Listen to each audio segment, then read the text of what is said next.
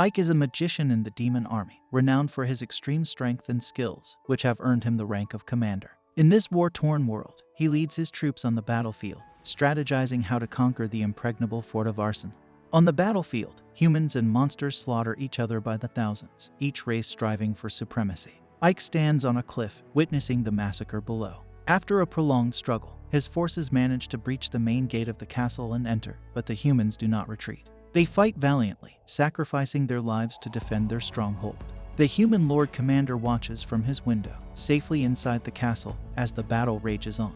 Ike decides to pay him a visit, unwilling to see more lives lost. The commander turns and immediately recognizes Ike, whose tales are well known. Ike confirms his identity as the leader of the 7th Legion of the Demon King Army, known as the Immortal Brigade. He presents the commander with 3 options for the future: surrender peacefully and become a prisoner of war, end his own life to preserve his honor, or, if he has no honor, escape through the window. The commander smirks and rejects all options given by someone he considers a traitor to his own race. He charges at Ike with his sword, but Ike easily knocks him out with a simple swipe of his wand. Suddenly, Ike's personal assistant, a pig, appears and asks what should be done with the prisoners of war. Ike instructs him to heal the commander and anyone who surrenders without a fight, shocking both the pig and a mysteriously attractive woman who observes him through a crystal ball. She seems impressed by his ability to capture such an important castle with a single brigade. Afterward, Ike places a magical barrier around the entire area to prevent further entry onto the battlefield. He looks out to see countless human casualties and demons treating the wounded. He feels sorrow for the atrocities unfolding before him and has always despised the brutality of war. However, he has no choice but to continue fighting, a role he has become accustomed to despite not being a demon himself, but a human wearing a demon mask. It is revealed that Ike was abandoned at birth but was taken in by a demon magician named Ram on a whim. Ram was an exceptional magician and an outstanding teacher who always dreamed of a time when humans and demons could coexist peacefully. He taught Ike everything he knew about magic. On his deathbed, Ram called Ike to his chamber and urged him to always wear the mask and robe, warning that if the Demon King discovered he was not a demon, he would be tortured and killed immediately. Ike sits down to relax, having cast a magic field around the room to prevent anyone from entering without his permission.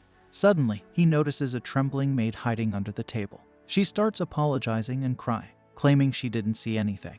In her panic, she hits her head on the table and gets knocked out. Ike ponders how to handle this situation, but decides to think about it later as his assistant, Pig, calls him outside. As they walk through the streets, witnessing the devastation caused by the war, Piggy asks Ike why he spares so many humans. Ike curtly replies that the current Demon King only cares about the results, not the methods. Piggy counters that many demons think Ike is too lenient on humans and suggests that it would be better to kill all the residents and set the streets on fire. Ike rejects this idea, explaining that they need humans to pay taxes because war is expensive. Additionally, Arsenal is a trade city, so humans are necessary to maintain its operations. Piggy struggles to understand this logic when Ike suddenly stops as a group of humans approaches him. Piggy immediately warns them to leave, but Ike tells them to speak. One of the residents nervously asks how much more tax they will have to pay the demon army. To their surprise, Ike assures them that the taxes will remain the same as before, which makes them happy. However, he warns them that any opposition to the army will be met with punishment. As Ike finishes speaking, he suddenly disappears in a bright light, leaving Piggy astonished. Ike himself is shocked as he finds himself in a dark dungeon, immediately under attack by a giant monster. Dodging the initial blow, he runs while shouting at the mysterious woman, chastising her for summoning him in such a manner. The demon continues its relentless assault, forcing Ike to pull a wand from his robe. He unleashes a special magic attack, dispatching the demon, though the details of the attack remain unseen due to poor lighting.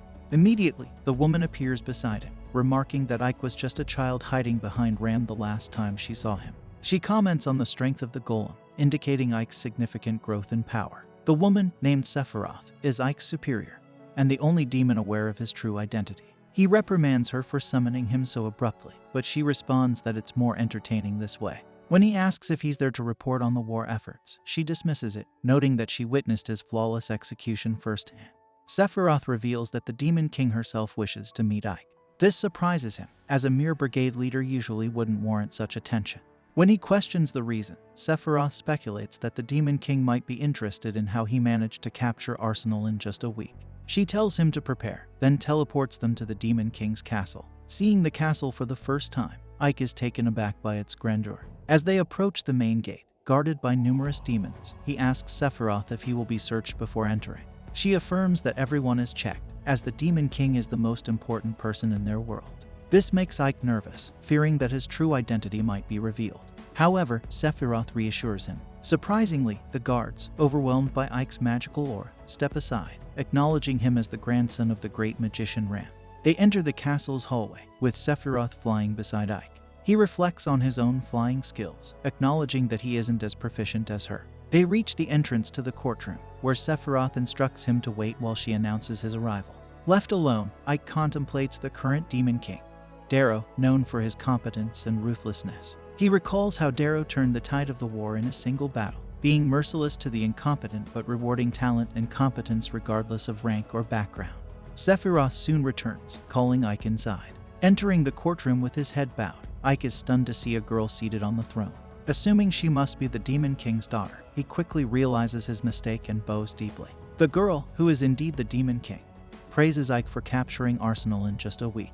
Ike humbly responds, attributing his success to following Sephiroth's orders. Darrow comments on how Ike's humility is reminiscent of a human's, making him realize he needs to adjust his demeanor. Thankfully, Sephiroth intervenes, explaining that Ike is the grandson of Ram, which seems to appease the Demon King.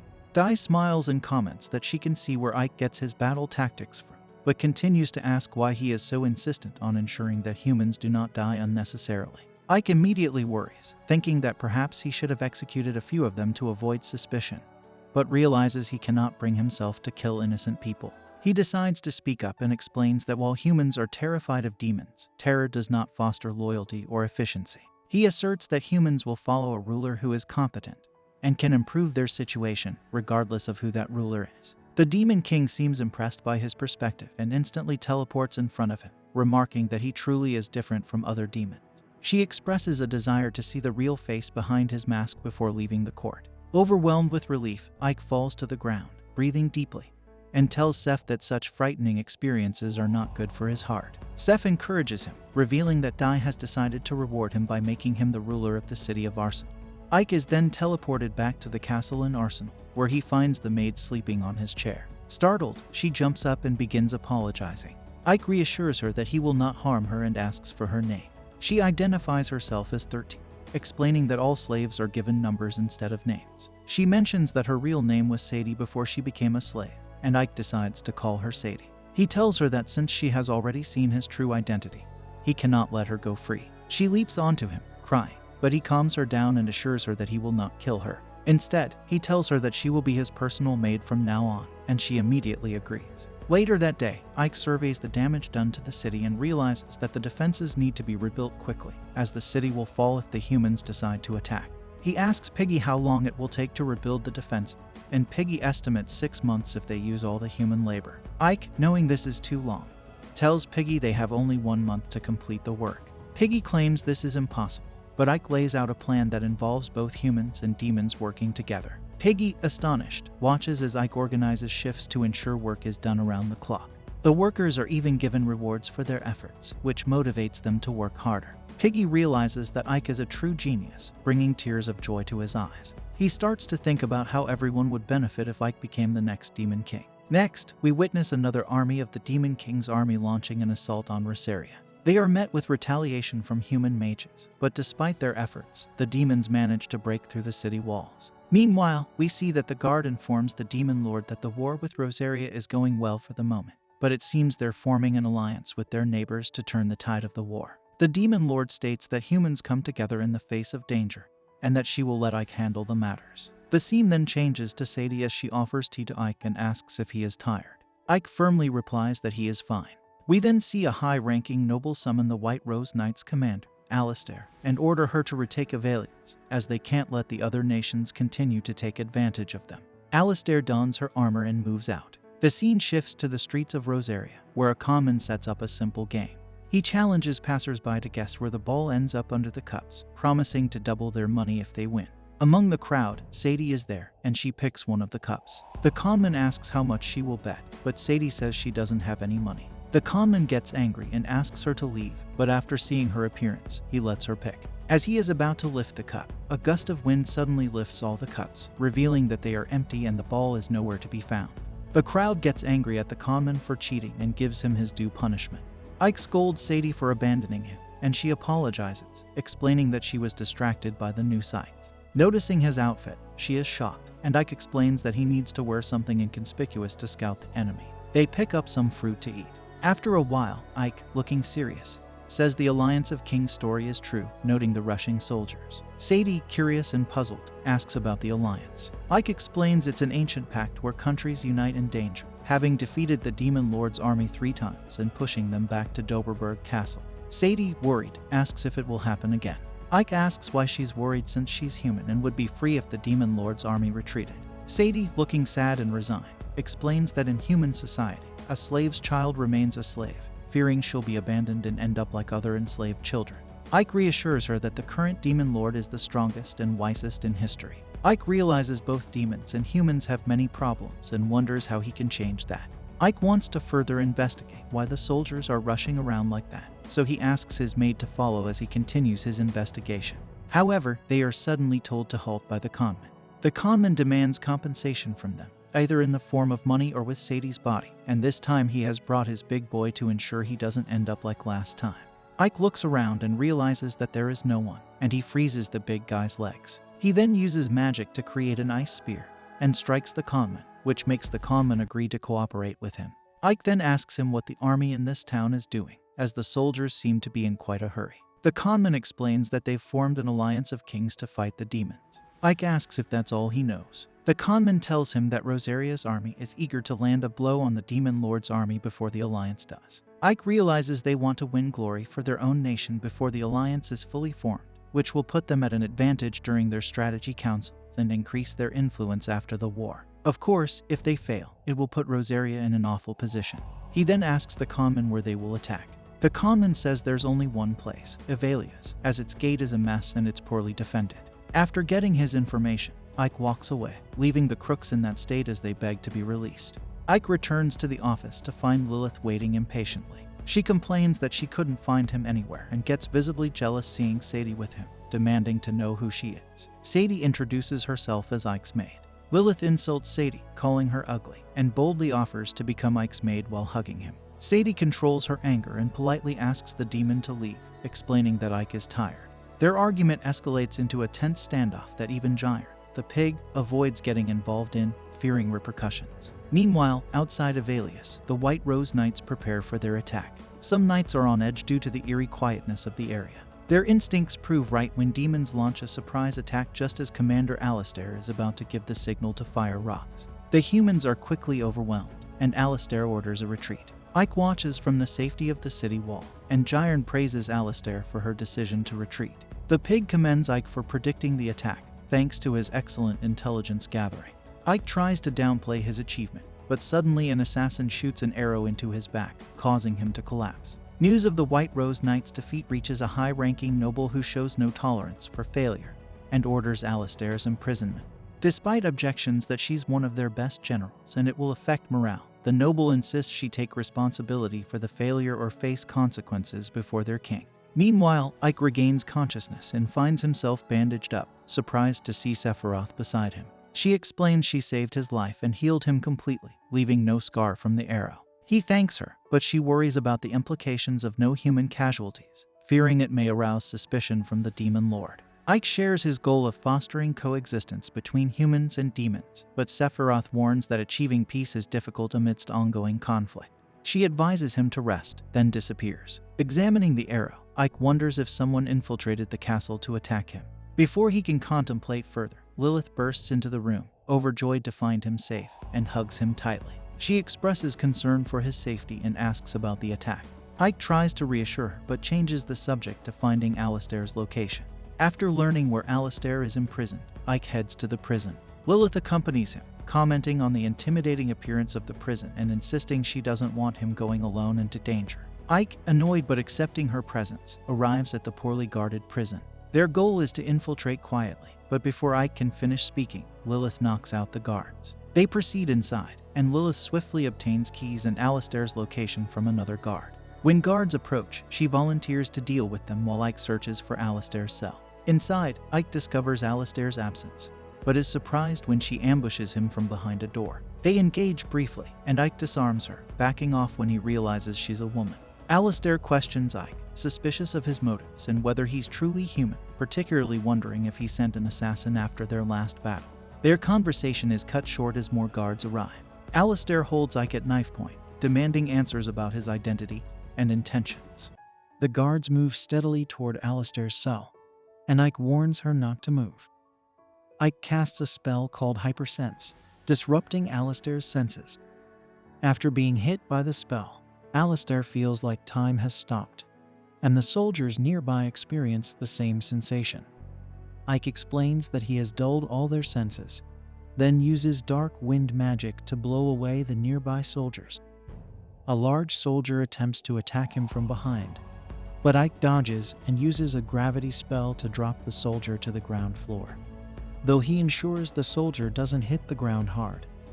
Observing this, Alistair wonders why he would save a human. She regains control of her body, but the floor beneath her suddenly breaks, and she starts to fall.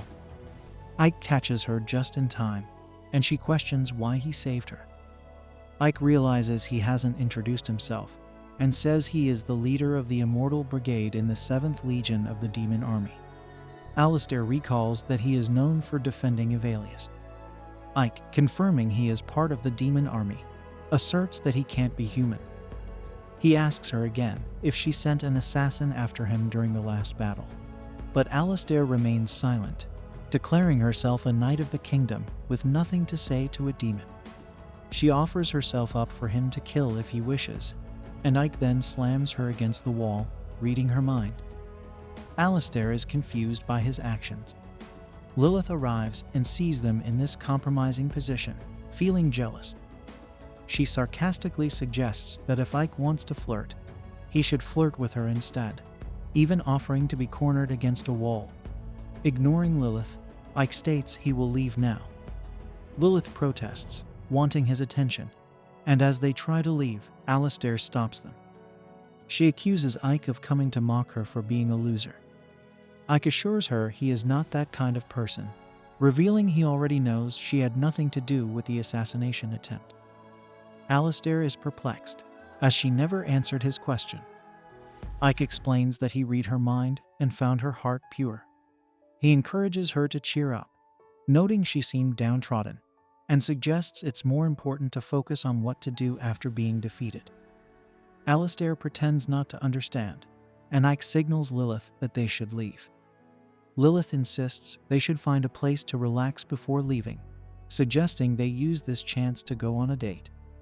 However, Ike dismisses her suggestion and creates a portal to return to Evalius, taking Lilith with him. The scene shifts to Ike at his mansion in Evalius, where he gives Sadie some rice. Sadie is unfamiliar with it, so Ike explains. He informs her that he was tasked with doubling the city's tax revenue. He mentions that Evalius is an agricultural city where fertile land is crucial, and while wheat is the main crop, rice has a much higher production efficiency. Despite Ike's simple explanation, the maid struggles to understand. Ike elaborates, saying that rice yields more per acre than wheat, meaning fewer people will need to farm, thus increasing overall productivity and efficiency. Once humans move away from agriculture, they can start working in other professions like weaponsmithing and brick masonry. More people will also become involved in the service sector. Sati, puzzled, asks what the service sector is. Ike explains that it includes professions like chefs and other related jobs. He tells her that as long as these professions continue to grow, the country will become more prosperous. He then asks if Sadie understood everything he explained. It's evident that the confused maid didn't grasp even half of it, so Ike simplifies it by saying that it means everyone will have plenty to eat, and the government will collect a lot of taxes. Hearing this, Sadie exclaims that her master is amazing. Ike then instructs her to start cooking the rice. Sadie, looking troubled, asks how she should cook it. Ike admits he has never cooked rice before and has no idea either. Surprised that there's something he doesn't know, Sadie is told to figure it out on her own. Ike mentions he has heard that they should start cooking with a low flame, then switch to high. and they shouldn't lift the lid during the process. Sadie remarks that this sounds like a magic spell, and Ike replies that he is counting on her to manage. While she cooks, he will take care of other business. The scene shifts to Ike's entire army gathered in town. One of his soldiers, Piggy, wonders why Ike has assembled them. Ike assures them they will soon learn his plans. He has concluded that the arrow shot at him belongs to the enemy's armory. But Alistair of the White Rose Knights was not involved in the assassination attempt. This implies that the person who shot the arrow was disguised as a member of the White Rose Knights, intending to frame the enemy. This leaves only one unpleasant possibility. There is a spy among his army. Using his mind-reading abilities, Ike identifies the spy by scouring through his soldiers' thoughts. He finds a goblin thinking about not being found out and realizes this goblin is the traitor. Ike confronts him. The scene then cuts to Ike visiting Saphira while she is bathing.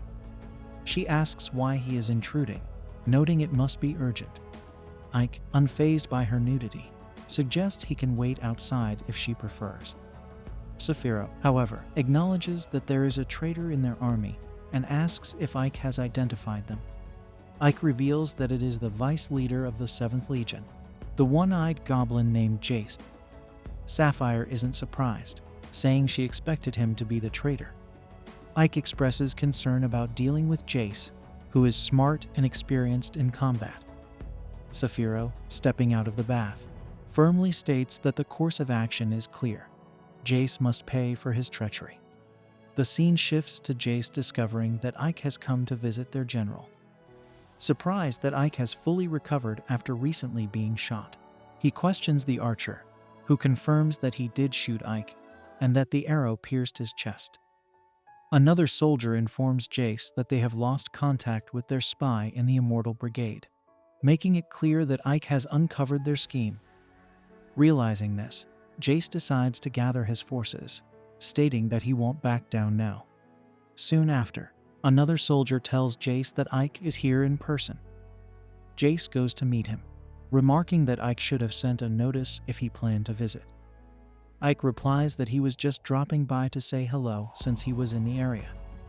Noticing the large number of troops Jace has assembled, Ike asks if there is a battle going on.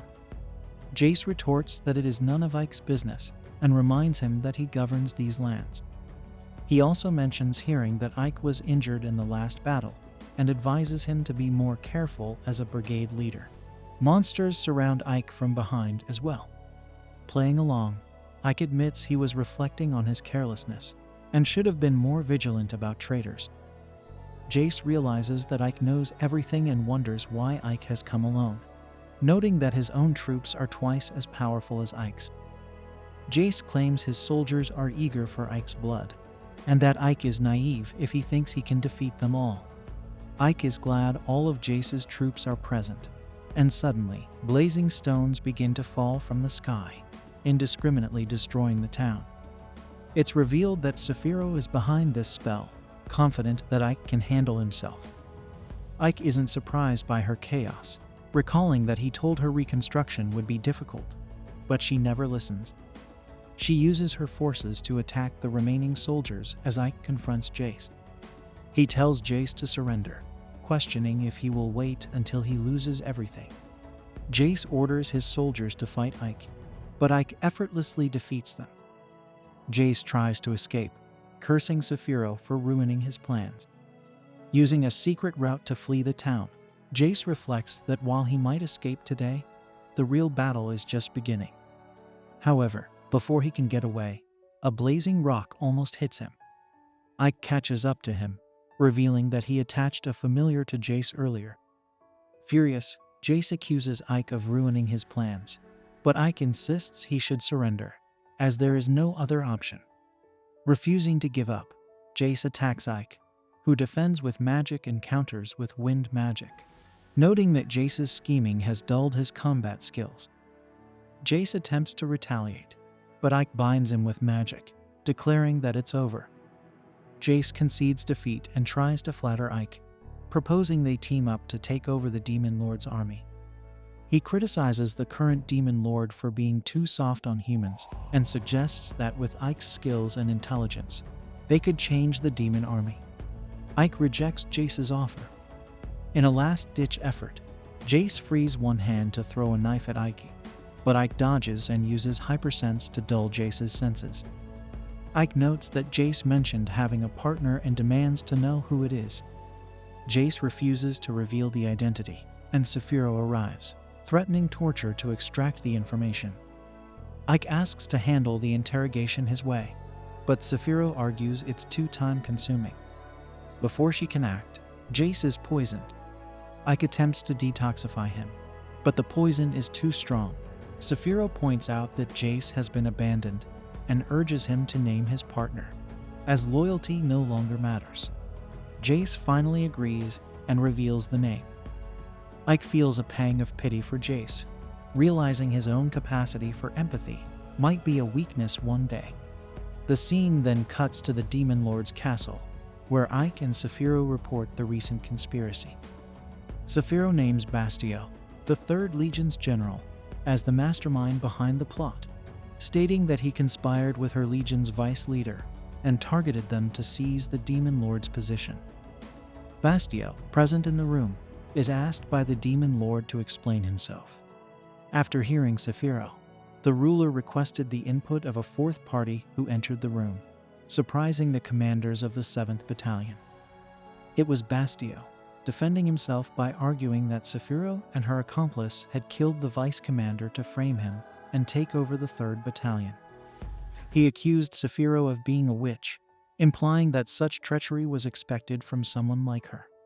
Upon hearing this insult, Saphiro instinctively released her magical power, but Darakutan urged everyone to calm down. The Lord emphasized that demons naturally seek more power and glory, and it wouldn't make sense for a leader to punish subordinates for such ambition, as it would leave no one to serve. She then questioned Bastio if he thought she wouldn't uncover his plot, surprising the Headless Knight. Turning to Saphiro, the Demon Lord acknowledged her loyalty, but criticized her for failing to maintain her subordinates' loyalty. She declared that both Saphiro and Bastio must be punished according to the Code of Laws. However, not wanting to lose 2 commanders in the midst of a war, Darakutan decreed that the matter be settled through a duel, where the winner would be deemed truthful. This, she said, was the proper way for demons to resolve their disputes. Later, Saphiro explained to Ike that the duel would involve magical creatures known as puppet soldiers. Each commander would control an army of 50 puppets, but could not participate directly. The commander who defeated all the opponent's puppets would win, and the loser would be executed. Ike questioned the complexity of this setup, suggesting direct combat would be simpler. Saphiro explained that Darakutan wanted to test their command abilities. She then revealed that commanders could choose a substitute for the duel and selected Ike for this role.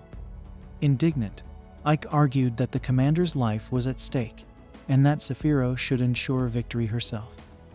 She responded that she had chosen the strategy with the highest probability of success, believing Ike had surpassed her abilities. She took his hand, entrusting him with her life.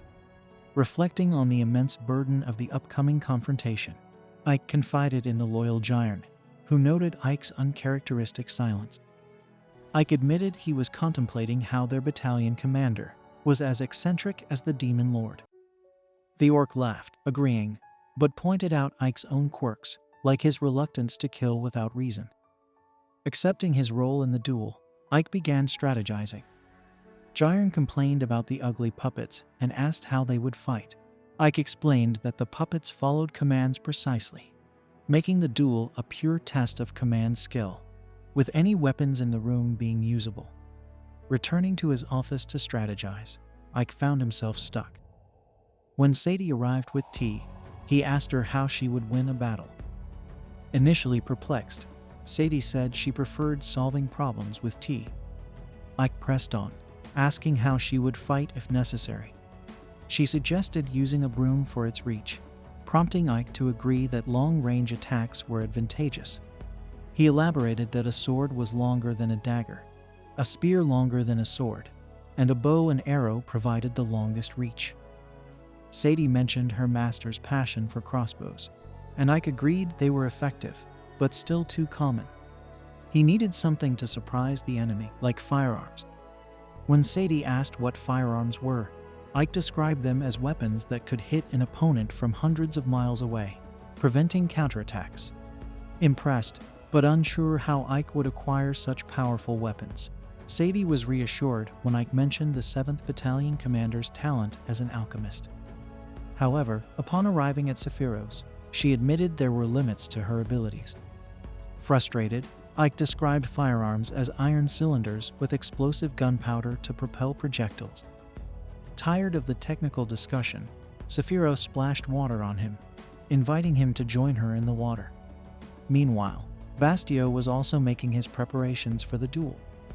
That night, he learned that Ike would be fighting in place of Sephiroth, leading the messenger to believe that Sephiroth was afraid of Bastio. However, Bastio pointed out that Sephiroth, being the city's commander, surely had a plan in place. Admiring his sword, Bastio's subordinate explained that it was made from the fangs of a black dragon and could cut through anything. They would have enough swords made for all the puppets. But Bastio wanted more. At that moment, an orc arrived, having completed a mission, and informed Bastio that victory was certain. At the same time, Ike stepped out of the bath after reflecting on his predicament. He couldn't believe that Sephiroth had sent him, knowing her life was at risk. Suddenly, Darekutin appeared and saw Ike without his demon armor, prompting him to bow in desperation. She didn't recognize him without his mask, and ordered him to untie a cloth bundle he was carrying, revealing various firearms. Darekutin called out Ike's name, asking if these were what he was looking for. Ike tried to deny it, but she informed him that there was no need to hide anymore, as Romberg had already told her that he passed all his knowledge and magic to Ike. Incredulous, Ike asked why he wasn't killed before. She revealed that, despite being powerful, no power is enough without the right allies. Darekutin sought people to fight for her, envisioning a world she desired, and she believed Ike was an important addition to her cause. Observing the weapons provided by Darekutin, Ike dared not refuse her request, and she withdrew. Wasting no time, Ike presented the firearms to Sephiroth and asked her to make lead projectiles. The witch conjured one that resembled a cannonball. Ike commented that it was too big to fit in such a small barrel, but the mage, annoyed at the precise work, noted it would ruin her skin. Internally, Ike reflected that Sephiroth might not realize she would die if he lost the fight. At that moment, an explosion blew a hole in the wall, and a demon emerged from the smoke. It was Fiorentina, one of Ike's servants, who had created what he requested, despite not knowing what it was. She didn't understand how mixing sulfur with charcoal and saltpeter could cause an explosion, so Ike explained the concept of gunpowder. Sephiroth then constructed appropriate ammunition for the firearm, and Ike asked her to produce 500 of these projectiles. Reluctantly, she asked Fiorentina to handle the task due to the damage to her skin. Gyron offered to help with determination, but Ike and the servant asked the orc to stay out of it. The next day, the duel was about to begin, and the arena was filled with monsters and demons eagerly watching the combat. From her throne in the highest part of the arena, Darekutin watched the preparations while Bastio laughed at Ike for coming to the war with only shields while his puppets had full armor. Observing the enemy's equipment, Ike asked if Bastio's puppets were holding Damascus steel, confirmed by the enemy. Damascus steel, the strongest of all metals, was a gift from the Demon Lord. Hearing this, Ike looked up to Darekutin and remembered her words about him being important by her side in the war trenches. Assuming she wanted a fair fight with no favorites, Ike suspected she might be testing him. The announcer declared the duel's start, and Bastio ordered his archers to fire, killing some of Ike's puppets who didn't shield themselves in time. Next, Bastio ordered his spearmen to advance, and more of Ike's puppets fell. Holding only shields, Ike's puppets merely defended until they were defeated one by one. Bastio laughed and taunted Ike, calling the situation boring. Ike didn't respond until a gunshot echoed through the arena, killing Bastio's puppet and changing the situation. A line of shooters followed, opening fire on the opponents. Bastio was confused by the enemy's equipment as his puppets were slaughtered until none remained.